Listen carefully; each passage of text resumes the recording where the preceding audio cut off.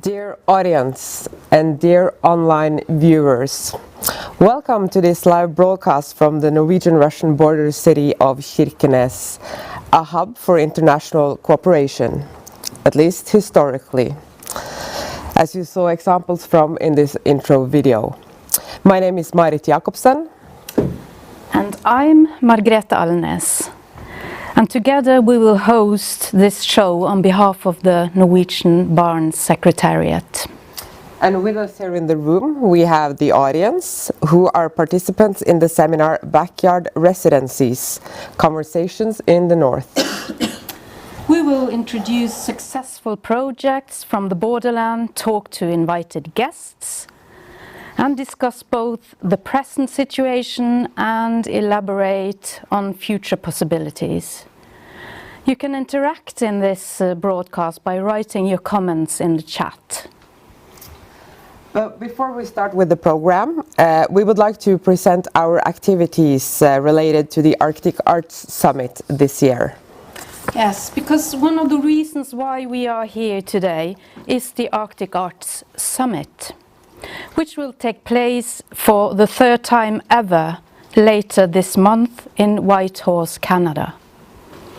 The Norwegian Secretariat, more specifically me, has attended the two previous summits in Harstad, Norway and in Rovaniemi, Finland. And I'm also looking forward to attending this year, and I hope to see many of you in person in Whitehorse, Canada. In connection with the summit, our Canadian friends have asked us to host this event. We want all of you to get some more understanding when it comes to the cooperation between people in the Barents region.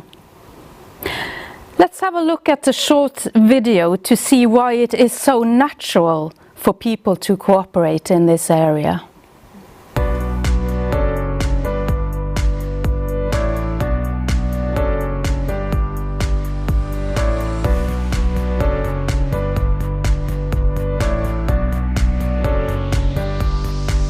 Hi guys, we are now in the Pasvik Valley, which is quite close to my hometown Kirkenes. It takes about an hour for people to cross the border and visit the neighboring town in Russia, which is called Nikel, which is just over there. And in normal circumstances, it's very normal for Norwegians, people in Kirkenes, to go to Nikel to do some shopping, to visit restaurants, to fill up the engine with cheap gasoline and so on. And it's also very common in Kirkenes that people from Nikel come to do their shopping, the Russians. You can see that when you go to Kirkenes that there are always a lot of Russians in the cafes, in the shops, and so on. So we really miss that. What we are hoping for now is that the situation will go back to normal again, that the war will end, and that people in Nikel and in Kirkenes can come visit each other again.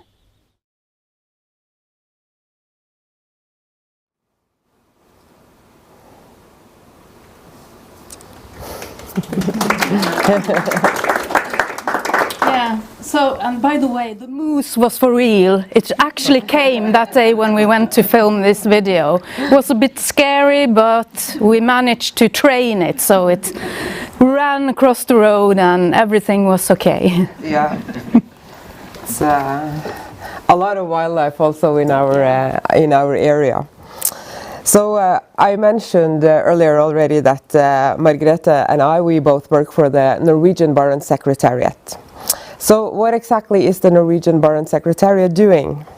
First and foremost, we administer a grant program for people-to-people cooperation between Norwegian and Russian partners here in the Barents region.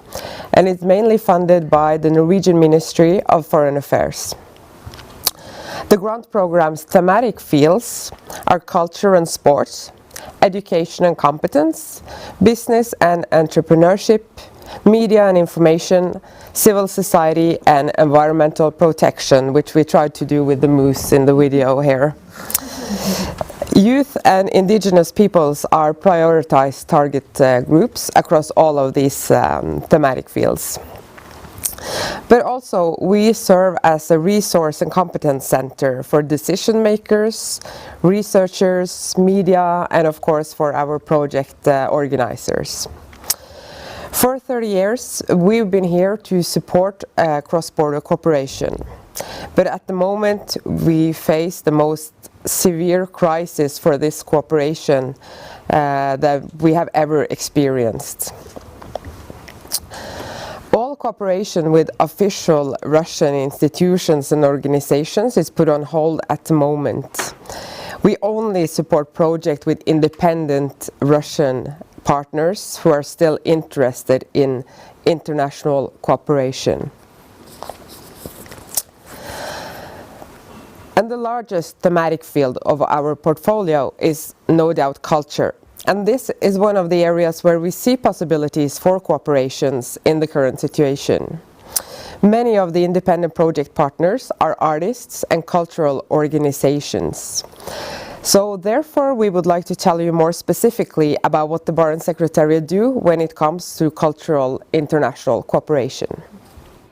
Yes, because of course the Barents region has a rich cultural life and several creative and talented cultural workers and artists. The cultural networks in the region are strong, and at the same time we see that the Barents region has become an exciting destination for artists who belong to other parts of the world, as some of the audience here today. The Barents region is more often used as an arena for development of new cross-border contemporary art and culture, often in an interaction between artists from the region and artists from the outside world. To contribute to the realization of larger art and cultural projects with a focus on the High North, the Norwegian Barents Secretariat teamed up with the two Norwegian Ministries of Culture and Foreign Affairs and the counties of Nordland and Troms and Finnmark, and created the financing program Barents Kult. The Barents Kult program was launched in 2008, and so far over 250 projects have received support. The program supports projects which involve professional artists and cultural workers. And the main criterion is that there is participation both from Norwegian and Russian side. We are of course very happy if the projects involve participants from other countries as well, but we can unfortunately only cover the Norwegian and the Russian costs. And for those of you who have already visited the Arctic Art Summit's webpage, and if you haven't, I would highly recommend you to do so. You surely have noticed that the Barents Secretariat has a spotlight there. We present our organization, of course, but most of our spotlight is dedicated to presentations of organizations and projects that have received grants from the Barents Kult program. These projects show what the cooperation used to look like back in the normal days. And now we will highlight some of the projects that have taken place under more extreme circumstances. Yeah, we want to introduce a couple of the fine artists and organizations that have realized Barents Kult projects recently.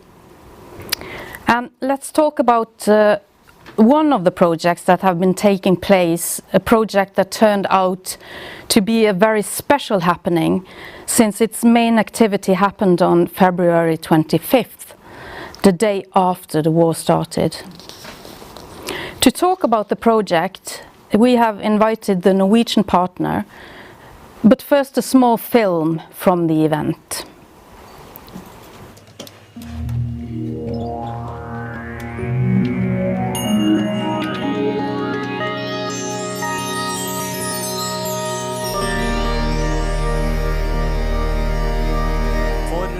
For første gang skal nordboere i Norge og Sovjetunionen møtes skjerm mot skjerm for å snakke sammen om aktuelle temaer. Og dette møtet...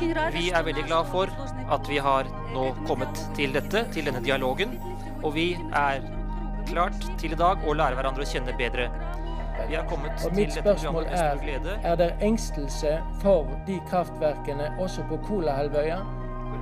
Spørsmålet ikke er helt riktig stilt. Våre barn skal få en ren, Jeg ville inn på dette med kvinnen igjen. Her i Nord-Norge så har vi et merkbart problem. De unge jentene, de som kan bli mor, de reiser sørover. Finnes det i Norge en lov som forbyr krigspropaganda? Jeg har så lyst til å se dere og invitere dere hjem til meg. Har dere lyst til å komme til meg på besøk?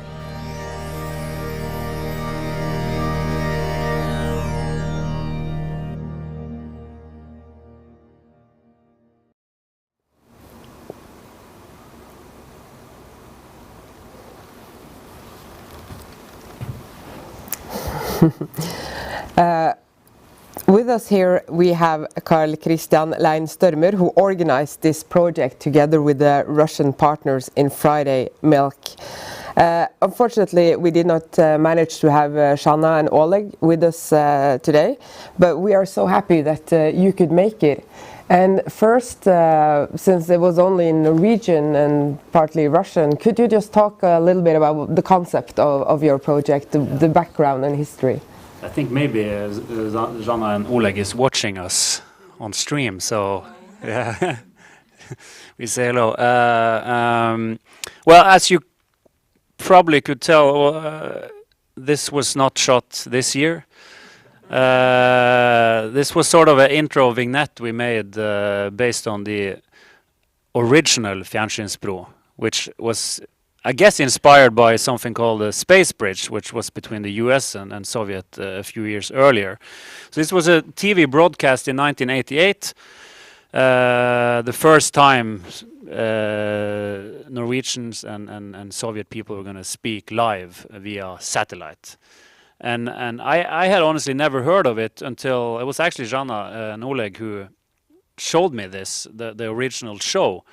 And I think the concept of Fjernsynsbro New Era, which we have done, the whole idea came very instantly when we saw the original show, and that we were going to do a reenactment in present day.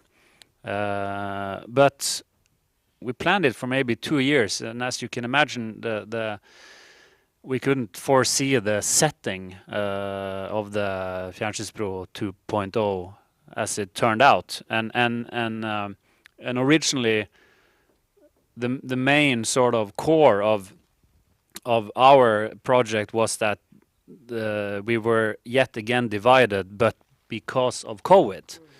So the whole like Cold War war thing was sort of more like this kitschy 80s thing.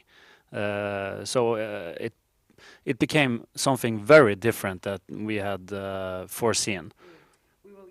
Back to that in a few seconds, but could you just tell us about first, like, how did you get in touch with the partner in Russia originally, and how was it to plan this project in this COVID time with the closed borders?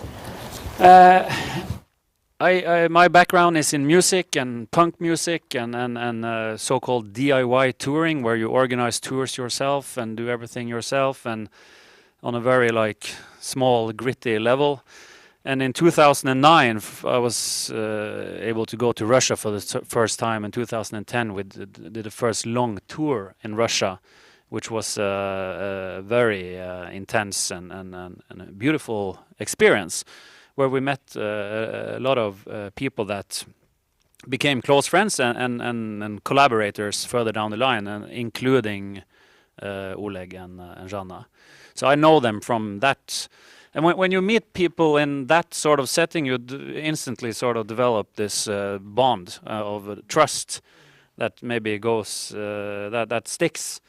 So we've been doing a lot of stuff, and I've been going to Russia whenever I had the chance to participate in their project. This was sort of the first project we were going to do together. And it came, and well, actually the story is that we were doing this other tour project in Russia that we had some funding for also, and then COVID came, so that got cancelled, and this sort of was like, well, let's do something, and this idea came up. Yeah.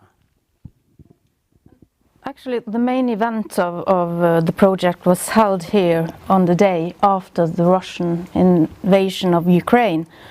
And what was your first thought about going through with the project after you had seen the news? I'm pretty sure if this had happened 2 or 3 days later, it wouldn't have happened. It's my gut feeling. It was, to anyone who was here in Kirkenes during that week, it was during Barents Spetakkel, there was this very special atmosphere. And I'm just trying to go back to those days, because you are already sort of under a pressure trying to organize something in a format that I hadn't done before. I've never. It was essentially a live TV show that I have no idea how to do. I do films, but that's different. You can hide away for 6 years and then release it, but now it's going to be live. So we were stressed already, and it was a complicated operation on both sides, in Nikel and here. And then sort of the week and then there's the communicative aspect of it, where even us, the main organizers, really, because all the conversation was on via Zoom, and we had to, I think, interpret each other between the lines a lot. And there were, and then in the last couple of days, like the last day, obviously, it felt very critical, and there was people who withdrew on the day of the show, and so until we actually were on stage and the tapes were rolling, we didn't know if it was going to happen. So. Did you think of cancelling it from your own side? Because I also remember these days here on the 23rd of February. It was also the Kirkenes conference. Everybody were happy for meeting again, and now COVID was soon to be over and everything would be great. Yeah. So the atmosphere in those days here was very specific. Yeah. So did you think that now we just have to cancel? On my behalf, no. It felt a million times more important than it did 2 weeks before. And I think, I don't know if anyone was here of the audience who was during. Was a very. I think one of the. I think it was someone described it as 90 minutes of collective healing, or just because. Again, it was a lot of between the lines and what can we talk about. What obviously you can't do this show without mentioning the current situation. And we, of course, had made all with our the host Nora, who's an experienced journalist, who's she knows to be on air and that sort of pressure, and we had this sort of plan for the show, where we'll the plan was to sort of gradually. Maybe gently touch upon poke the elephant in the room. But what we didn't control, obviously, was the participants. And I remember very clearly I think the star of the show, which was, her name is Fridel from Jarfjord, who was in the original show. And she just took the mic after her first she just took a big knife and into the balloon, and and from there on it was people could talk more openly. So it was, but it was very high tension, I think, on both sides. Yeah. Because in the original broadcast from '88. People, I mean, the idea was that Norwegians and Russians could meet via satellite and ask each other questions like, how do you feel about us? Do you want to come visit? And also I heard some asking questions about, they were worrying about like nuclear accidents and so on. So were there like any particular questions like from the Norwegian side to the Russian side, or could you elaborate a bit more about what this Friedel said, for instance? I guess we could see a little clip from the show where also one of my it's funny when you're making films, you sort of you reduce humans to characters. So you say my favorite characters, but also my favorite humans. Torbjørn, who's a cab driver here in Kirkenes, and also a professional Santa. True story. Who has his wife is from Russia, and I invited him to join the panel because I know his you know, we just have a feeling that someone has something valuable to offer, and he didn't say anything up until the very end of the show. And I think that was maybe, to me, and I think a lot of people there, that maybe the strongest moment of the interactions. We can, and it's a work in progress, so it'll bear. The sound is not blah blah blah, but I think you'll understand.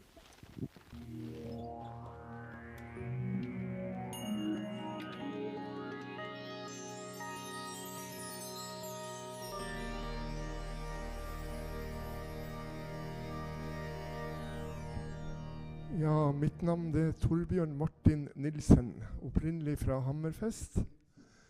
Jeg er beriket med en russisk kone som jeg har fått dele livet med i 21 år. Har gitt meg barn, og nå også barnebarn. Og jeg vokste opp i Hammerfest, og opplevde det som jeg ikke ønsker at noen barn skal oppleve. Min mor var tysk, og hverdagen min var ganske tøff i Hammerfest by. Og det som jeg tenker veldig på nå, det er at mine barn og mine barnebarn og faktisk oldebarn skal slippe å oppleve det han Torbjørn opplevde som barn. Og unngå at de barna som sitter igjen nå og skal få det veldig vondt etter det som skjer i Russland nå. Takk.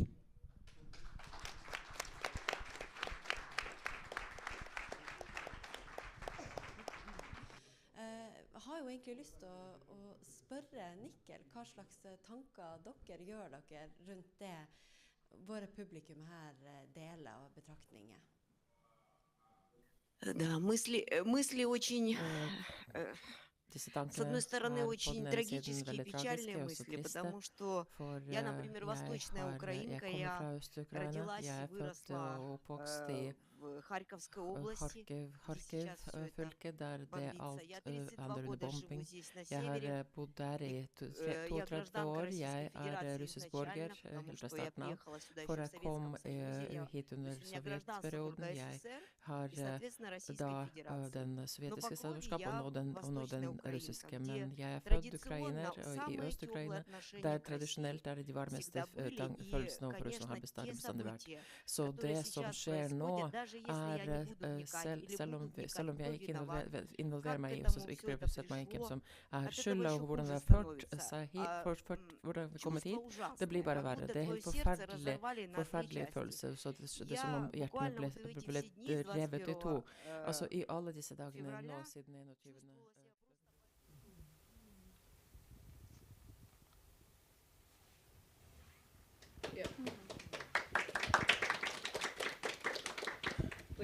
For the English-speaking audience, just give us a brief wrap-up of what the topic was for this discussion. Yeah, Torbjørn who told that he had grown up in northern Norway right after the Second World War with a German mom, and that his big fear was that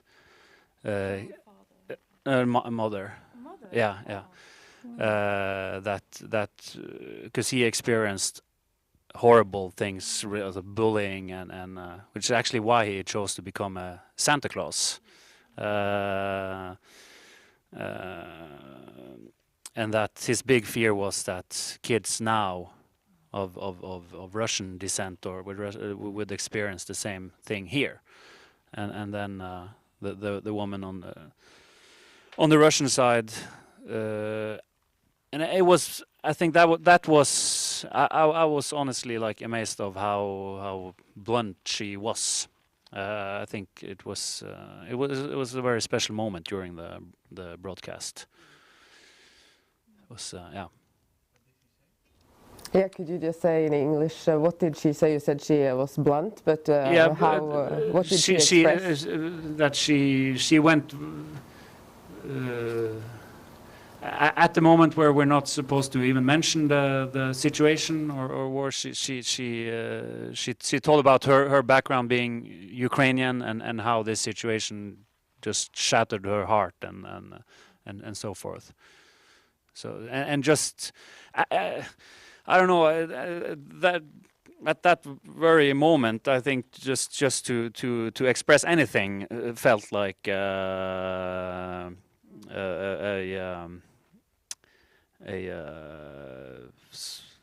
dangerous thing to do. So yeah, it was one of many very powerful moments, I think, during that session. Do you have any plans for future cooperation with your partners in Friday Milk? Yeah, like I think it's more important than ever to and we talk all the time and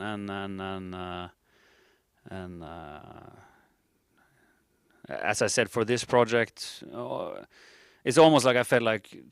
Without the context, the whole thing would have been like just this kitschy, like in COVID, who cares at this point? It's like it just took on a whole nother meaning, and I'm so glad that we were able to do it.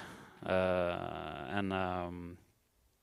of course, it's as someone described, like the first Fjernsynsbro was marked like the beginning of the opening, and this sort of marked the closing of the door, but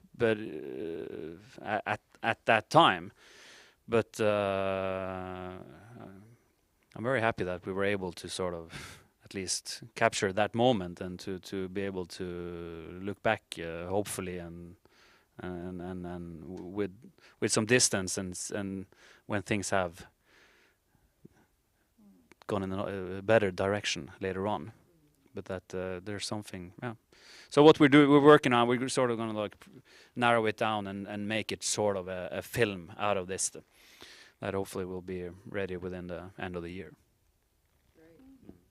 Well, thanks, Carl Christian. This has been really interesting to hear about, and it is obvious also that global politics has a big effect on our little part of the Northern Europe. So thank you so much for talking with us today. Thank you for having me and Oleg and Sanna yeah. on the other end of the satellite. Yeah. Okay. Thank you. Yeah.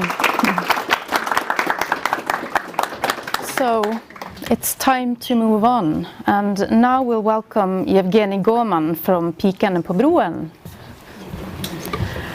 Pikene på broen will host an event about Samizdat this evening. For those of you who have registered for that event. Samizdat means self-publishing. And this was a concept or phenomenon during the Soviet period. If you will not attend the event later today and wonder what Samizdat is all about, you should Google it. Evgeny, Pikene på broen is situated here in Kirkenes and is a very competent and experienced cultural institution here in Kirkenes. You yourself have been working for many years with border crossing projects. Please tell us short about Pikene and your activities. Yes, thank you very much for inviting, first of all. And yes, Pikine is a very small but super important organization here in the north. It was established many years ago by 5 brave young girls, young women, yeah, or older girls, young ladies. And it was established when the borders were open, and suddenly it was possible to cooperate. And everybody here, I'm really making it very simple right now, but here it was this industrial town, and everybody was talking that industry is the most important thing that you have to do to survive. And they said, no, culture is also very important, and cooperation with Russia is what will help Kirkenes also to thrive and to develop. Yes, and that's how it started. And now, 20 years later, we see amazing things happening here. And I come from Murmansk, which is a 300,000 big city, yeah, quite a few people. Kirkenes is only like 10,000. But me in Murmansk is thinking that Kirkenes is this cultural capital of the north. Yeah, so really Pikine has been doing amazing job, yeah, and I'm really happy to be a part of this organization today. Yeah, and there are many things that are happening here. For example, Baren Spektakel, you can Google it up.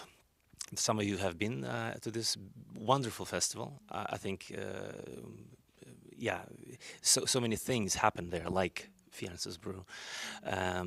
Yes, and also resident artists coming over to the high north, not knowing where they go, you know, and experiencing this super special atmosphere between the Russian-Norwegian, cooperation.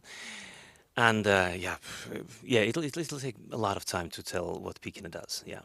But maybe more specifically, on the 27th of February this year, you arranged a very interesting art project in the Pacific Valley, which you saw on the video with me earlier on.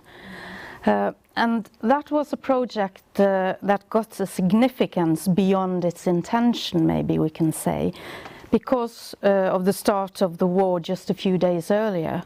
Could you tell us about the concept and the original idea?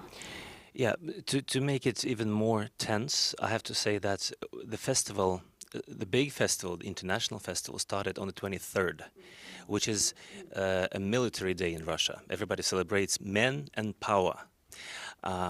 So we started this day not celebrating men and power, but international life, and we were full of hopes that everything will be beautiful after COVID. So on the 23rd, we open up, we ask the question, where do we go from here? This is the topic of the festival, and we throw in the fireworks. And then in the morning happens, you know what? And we have this difficult decision. Do we continue? Do we stop the festival now or not? Shall we go on? We decide to go on because we think that communication must go on. Otherwise, we're playing the game of the leaders of Russia, stopping all, you know, blocking every possible influence on the Russian minds. So we go on, and then we go to the end of the festival, which is on Sunday, the 27th. And the last project that was supposed to happen is called Two Sides of the River, and there are 2 artists which planned the project in the COVID as well. And one of them is Russian-Ukrainian, Pavlo, and the other one is Norwegian, Tina. And their project is very simple. They want to send a signal to the other side because the borders are still closed for most of the people. So they gathered this river, and they were supposed to put up these great big speakers, and Tina is sending a signal to Russia, to the Russian side of the river. We don't see them, but we hear them. And they send it back. And this is how they talk. And they had special sounds and so on. So on the day of the event, we get a message that the Russian side will not be able to participate because the people of power told them that it's a snowstorm coming and they will be in danger. And of course, we are on the other side of the river. It's not an ocean, it's a river that you can swim across. And we see that the weather is fine. So we understand there are other reasons. But still, we say, okay, but we still go on. We still do our part. So Tina sets up the speakers. She sends the signal. And I was there on the Norwegian side. Yeah. And it was, I mean, you had a lot of people, families, dogs, a lot of kids playing snowballs. You know, it was so peaceful and brilliant. Of course, there was a parade, anti-war parade, but still, it was like, you know, it was life on this side of the border. And then she sends the signal across this frozen river. And the signal is a signal of a ship, of a horn of a ship that gives a signal in the fog. And it's a very strong symbol. And she sends it to Russian side, and we have no, and we lost connection with the guys several hours ago. So we don't know what's happening. They say, we'll still try to do that. And that's all we know. So the signal goes off, it flies away, and then we stand there in silence. And I have a video of that. And it's like, come on, something, and nothing comes back. She sends the second signal, nothing comes back. She sends the third signal. I have like this, you know, block in my throat and tears like in my eyes. I'm like, come on, is this the last thing I hear from Russia? And this is over. The project is not happening because there is no answer. So we pack it up, we leave, and I try to call my friends on the other side saying, well, how are you? What's happened? And I can't. And only in the night I get a message from one of those, and they said that they were not allowed to take the equipment, but they were at a place near that, and they heard the Norwegian signal, but they couldn't use the equipment to send the signal back, so they were yelling back. They were screaming the hell out of their throats, but of course we didn't hear that because it was, yeah. And I think this was such a great symbol of what's happening, what was happening back then and what is happening now with all the cancel Russia culture. There are so many people in Russia who are trying to scream back, but we just don't hear them. They have no means to send the message across. Yeah. Should we? Yeah, we should. A short video from this event. It's the NRK sujet. I think it was something like this. Yeah. So yeah. Let's have a look.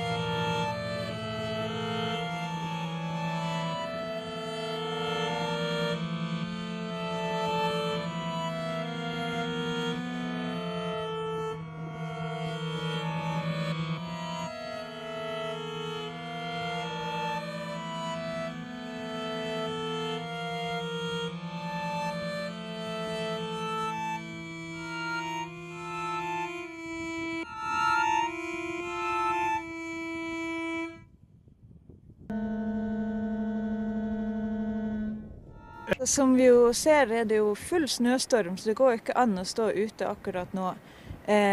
Så jeg vet ikke hvordan det må være veldig lokalt i hvert fall, men vi klarte i hvert fall å stå samlet her og sende lyden. Men dessverre så på russisk side så fikk de ikke lov til det. Det var denne unnskyldningen ukrainske Pavlo Grajdanskij fikk fra russiske myndigheter, ifølge kunstneren. Lyden fra Norge kunne han høre, men fikk ikke lov til å sende svar fra den russiske byen Nikel, 1 mil unna Pasvik. Derfor prøvde han å rope.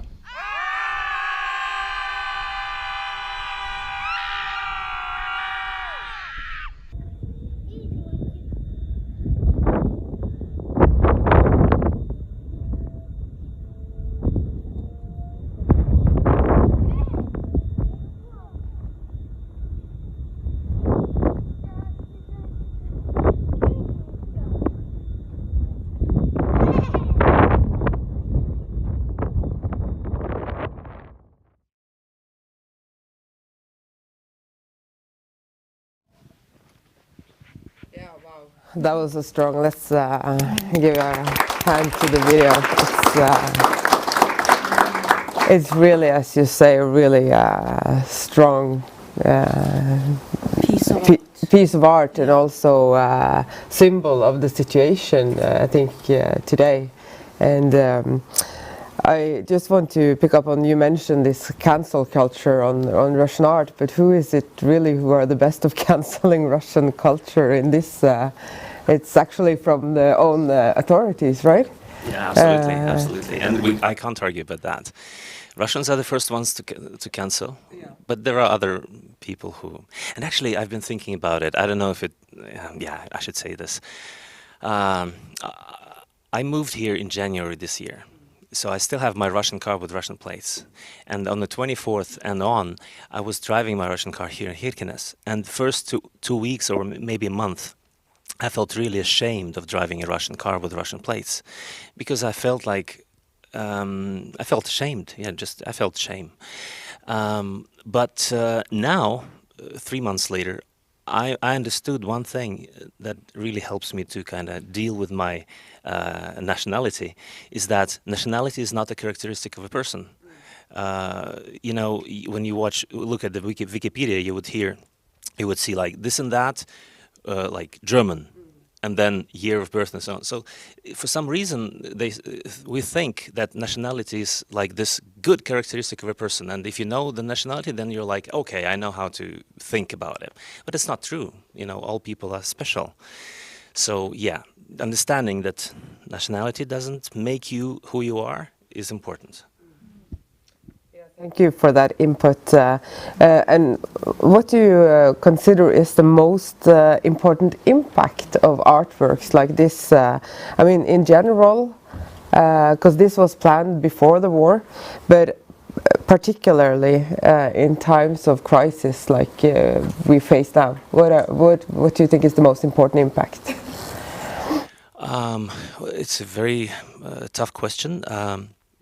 I have my personal opinion, but I don't think maybe not all people agree. I believe that art is a language, like Norwegian, Russian, and there's this art language that we can use to understand things. So we use art to think of things that we see and talk about from a different angle.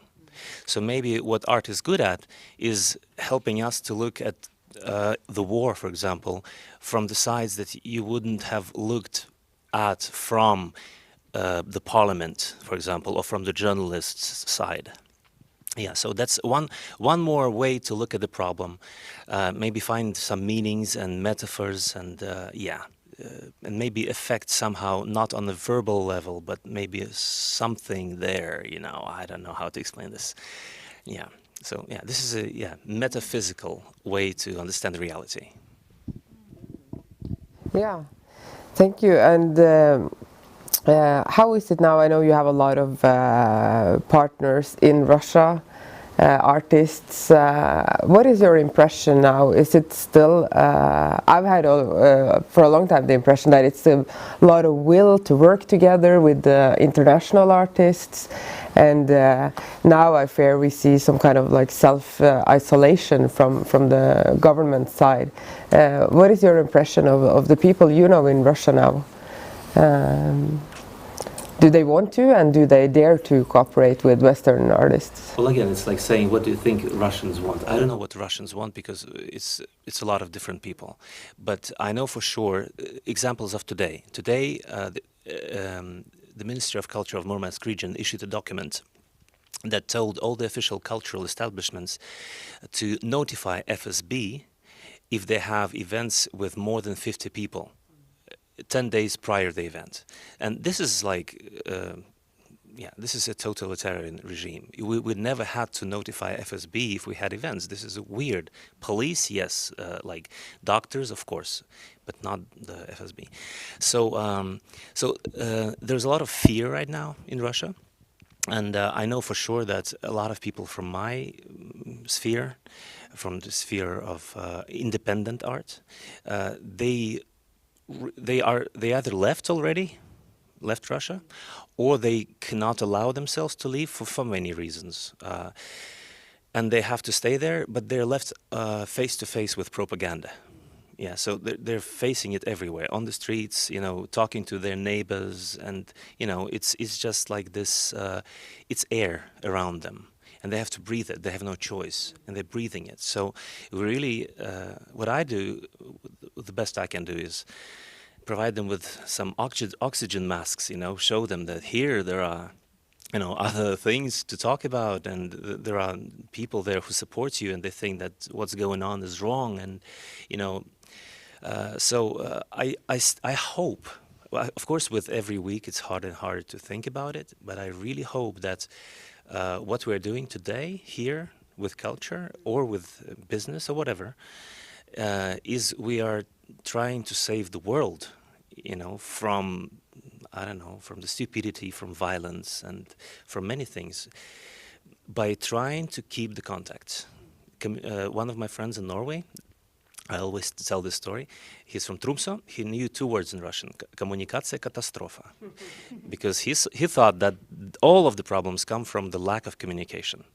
Anything, starting from a family, ending on a political level, it's always about communication. So if we cut the communication today, then we are really helping Mr. Putin to gain over Russian minds, and and they're doing a really good job at doing this. So we have to work harder to keep the contact. This is so logical in my head. Yeah, and then if we do it, we will see more and more people who want to talk about peace and not the war. It's very Thank you, Yevgeny. It's very strong to hear this from you. And I know that you also have an event later today. Would it be possible for you to share some words about that concept? Yes, totally. So tonight we're having Kvartirnik. Kvartirnik comes from 1960s, from the Soviet Union. And it's the word that comes from a word apartment, kvartira. And that's because musicians and poets and actors could not perform on big stages because they were not in the agenda of the Soviet government. So they had to perform in apartments for their friends and relatives and so on. So it would be like a small room, I don't know, 15 square meters with 50 people packed, and some great musicians that are now big stars would be singing songs, and talking. And this was this underground culture that just blew culture of Russia in general later on. So we have these Kvartirniks, and we started them in the COVID area. But as you understand by the name, we already back then understood that censorship in Russia is really, growing. So we felt that for many years now, you can't really talk about a lot of things in Russia. I was staging Henrik Ibsen's Enemy of the People last year, and people called me a brave person for doing that. So this is how Russia was for many years now. So what we do is it's a closed event. You can't really get in because the link is there. No, you can only get the link if you're friends with somebody. And we meet together, the people of culture from different spheres, and cultural managers, and even tourism, people who don't support the war today, but it wasn't the plan, of course. But today it's all about the war. We meet to talk about art and how art can affect. Mostly it's now about protest art, of course. But we're hoping that this is a network building and network supporting kind of project. The first meeting we had was in March, and it was super intense, and there was a lot of tears and anger. And we didn't talk about art, we spoke only about the horrible things. But then we are now having the 6th Kvartirnik, and it's growing. There are things happening now. We're not only talking, but we're doing. I cannot talk about this, but things are happening in Russia thanks to what we're doing now, thanks to what is being shared between different nationalities at these meetings, international meetings. And today we're having an issue about Samizdat. And it looks like, Samizdat, this is like Kvartirnik, it came because of the censorship. People could not read their favorite books because they were banished. So they had to print them themselves. They made pictures of the books, they did it handwritten, they made copies and they gave it to friends, in dark alleys. Yeah, and it seems like the thing is going back because the digital trace is still there. You cannot just, there are so many court trials right now in Russia because you posted something on the internet. So to make it less visible, you have to make it in an analog way, without any names, and you have to pass it on really carefully. It seems like it's the new reality of Russia. So we are taking this topic of Samizdat just to see how it was back then. Yeah. Oh. Thanks a lot, Yevgeny, for sharing your very interesting information and very good thoughts with us today. And I'm really looking forward to attending the Kvartirnik later on. Yes, you're welcome. But Yeah. you know, every time I talk about what's happening now, I feel like I'm really dramatic and dark. I'm not dark. I am sad because of what's happening, but I know for sure, if you give me time, I can tell you names, and I can tell the names for, I don't know, an hour at least, of people who are not supporting the war. I don't know whether it's half a population of Murmansk, or if it's a 30%, but there are quite a few. And I just really hope that we can continue this and not close our cooperation.